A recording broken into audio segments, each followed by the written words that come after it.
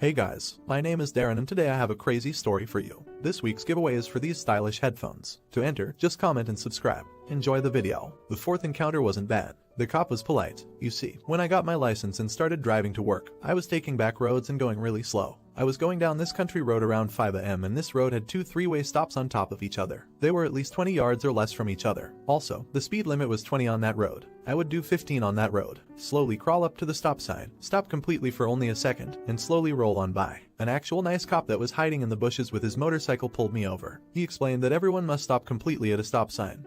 Wait 5 seconds, and then carry on. He stated that waiting less than 5 seconds, even if you completely stop, and driving on through, is considered running the stop sign. He was polite and gave me a written warning. A few months later, I was driving home from work at night. This was at 9 p.m. A police car in front of me and just an average jerk behind me. We're coming to a 4-way stop sign. Police did not slow down nor stop. Instead they sped up, probably past the speed limit, and ran through the stop sign. I stopped completely, took about 5 seconds to make sure it was safe, and drove on by. The jerk behind me was honking their horn, riding my tail, and went through the stop sign. This jerk was wiggling with evil and being impatient. A few minutes down the road and I notice a police vehicle start to speed towards me. I and the jerk behind me pulled over. I thought he was going to fly by in an emergency. He pulls behind my vehicle at high speed. His car barely kissed the rear of mine. This cop leaps out of his vehicle, runs up to mine in less than a second, pounding on my window. I pass him my license and registration, then ask what I have done. He looks at my license and says, "Is this address correct?" I informed him that I have recently moved since getting that license and the new address is in the back. He asked if I called the RMV to get this updated.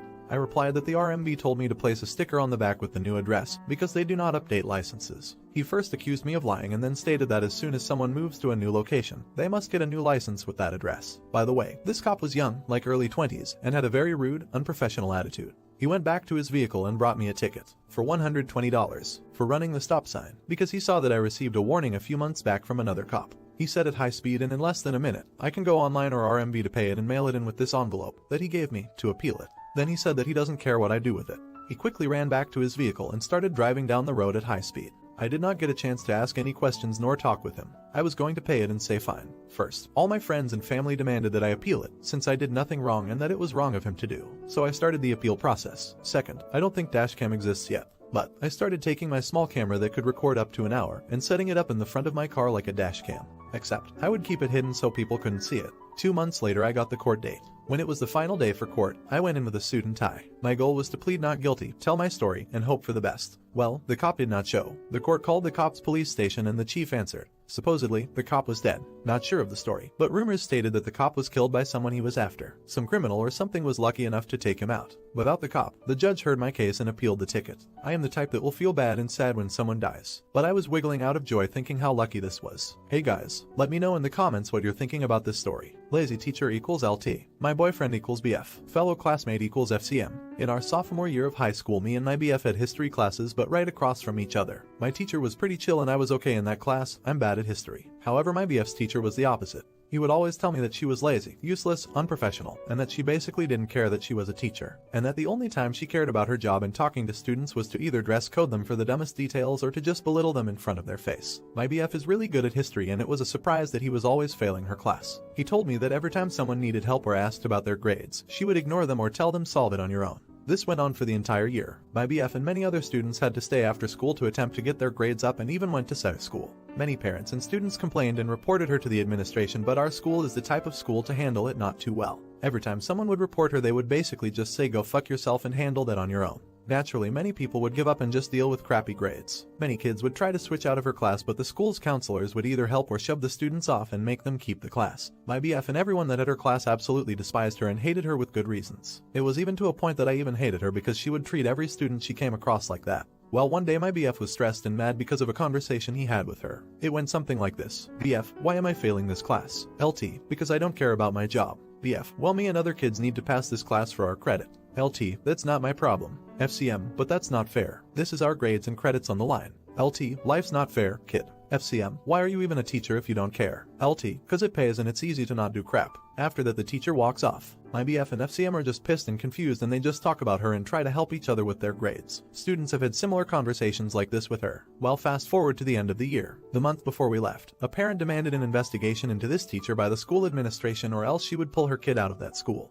This was a big deal to our school because our school gets money for every kid that's there. And losing a kid means losing money. And the counselors talked to kids about grades and they found out that everyone that had LT class was failing. The counselors obviously brought this up to the administration's attention. After this, the administration did start an investigation. They called students up in the office one by one to discuss the teacher and their grades. Then when they called up my BF, they discussed everything they had to do, but my BF had also informed them of her dress coding kids for no reason, how she does not care for her job, and how she talks down to them and makes them feel like crap or dumb. They also discussed the conversation they had with FCM. After they were done, they called up the hero to the office and talked to him. He came back and found out FCM was a straight-A student and has always been since freshman year. The office saw this and found it strange that every kid was failing her class even in the rest of her class periods. So this continued until every student had been called up. The last week of school came and the administration came into the class to call her out to the hallway. She went into the hallway and got chewed out. They called her out on everything she did to the kids, and later on I heard that teachers even made reports on her for not doing her job properly and creating a toxic education environment for the students. Keep in mind, everyone in the class could hear them talking to her in the grand final words, "You're fired." I remember my BF telling me that everyone grinned from ear to ear when justice was served. The last thing they dealt with was when she went back in the room to collect her things. Students were laughing and making comments like, "Will you help us with our grades now?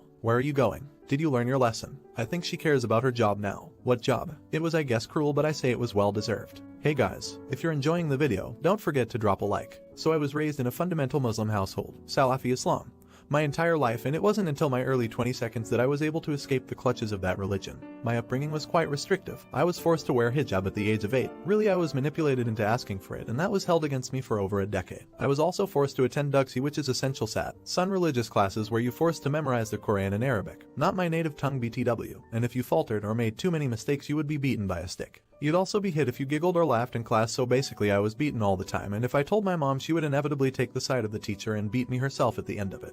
Because I was born a girl, a lot of my childhood was restricted. I wasn't able to wear pants or go out with friends to the movies or do anything really outside of the home. With the exception of school, my parents weren't complete monsters. I was also told that I was effectively lesser because of my gender and that my only purpose was to be a good daughter and inevitable wife. Any disobedience was strictly dealt with, first with physical beatings but eventually with harsh words and emotional abuse. Even things like riding a bike or swimming were restricted, which sucked as I was very athletic growing up. Inevitably in my teens I rebelled hard. The catalyst was that I was in honors courses in HS and had great grades, but I was struggling in math. 85% plus average in all my courses, but sadly only a 73% in math. And my mother promised that I could have my first ever birthday party. Sweet 16 seconds were super trendy when I went to school, and growing up it was harem to celebrate birthdays, so I never had any presents or parties or even a HBD, so at the time this felt like a hill worth dying over. If I could get my math grade high enough. I was about 2% shy of the grade my parents wanted me to make. So instead of a party, I was allowed to obtain my learner's permit with no driver's training or opportunity to learn on their car, so the license was effectively useless. At that point I realized that my family would always move the goalposts, and that asking for permission would get me nowhere. I had an older brother who did terribly in school, and he would never get punished but would rather be celebrated whenever he would do even the smallest thing right. If he got a most improved award we would go out to celebrate, but if I had only English, humanities awards, my mother would be disappointed that I didn't get better awards in math, sciences, and just sigh and wish that my more successful classmates were her kids instead. Despite having a summer job, I was never allowed to buy my own clothes. I was never allowed to go out with friends to the movies or do anything innocent, so I decided I would stop caring to ask, and would just do them. That culminated in my family sending me to their country of origin after discovering that I had drank alcohol when I was 17. I was essentially tricked and held prisoner for several months until I was able to contact the Canadian embassy, who rescued me and brought me back home. I felt guilty for leaving them, and since I was still a teen with little to no prospects, I ended up moving back in to complete my final year of HS. They all held this over my head and made me beg for forgiveness. Unfortunately, at the time I believed I was completely in the wrong, so I did just that. Fast forward a year later, I was attending a local university, met my now husband, and moved out with him by 20. They were okay with this because he was also from a Muslim background despite not being raised in a religious household at all. I truly believe that I wouldn't have gotten married so young if I didn't have such a religious family, and whilst I am still very much in love and in a happy marriage ... it could have gone far worse, and I could have trapped myself in an abusive relationship. Would never recommend my future children to marry so young, as not everyone's story ends up as happily as mine did. By the time I hit 23, I had lived away from home for 3 years and had slowly been cutting my family out of my life. I would start visiting them without hijab or a long skirt and would take months between visits and calls despite living in the same city. By the time I was 25, I was completely out of the religion of Islam and honestly quite bitter and angry for the years I wasted worshipping a deity who hated women, the LGBTQ+ community,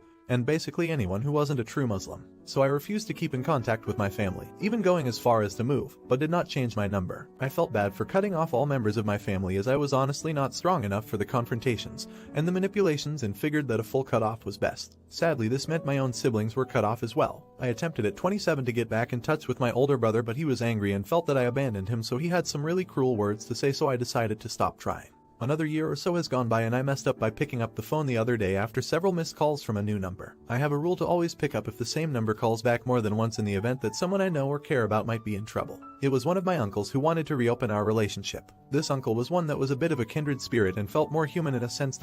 He wasn't as religious as the rest of them and understood how strict our family was. He mentioned how my parents are aging and that they are incredibly sad to not be in contact with me and that I was always the favorite. IDKY, I'm being called the favorite now because I know for a fact that my older brother was given more freedom and less responsibility growing up. But I cannot help but feel so guilty since they are getting older and there is so much economic uncertainty in Canada at the moment. I'm struggling to decide whether to continue estrangement knowing that my parents are sad and want to see me again. My uncle says that I'll be haunted by this decision later on in life if I do not reconcile with them now. But it's hard to want reconciliation with people who I know for a fact haven't changed. Islam is really a poison and it ruined our relationship. If they weren't so religious, seriously more religious than even their own parents were to them, then perhaps we could have moved on, but I'm pregnant now. Nobody knows in my life apart from my doctor, best friend and husband, and don't want them to hurt my daughter like how they hurt them. Not the idiot. Did your family have a tradition of women taking in their aging relatives? Is that why you're the favorite now? I don't know a thing here, but in my family a lot of the time the girls end up taking care of their parents even if the boy was and remained the favorite. I don't know, it could be legit and they are sad now that they are older. It just doesn't seem likely to me. Whatever you do is the right choice for you. Just protect yourself from advice from one person pleasers to another. Not the idiot. Your parents need someone to care for them, possibly physically and financially. So now they come back and try to lure you back in. Be very wary of this. I would suggest you gray rock for a bit. I bet they'll come out with it soon enough. Hey guys, thanks for watching, and if you enjoyed, don't forget to like and subscribe.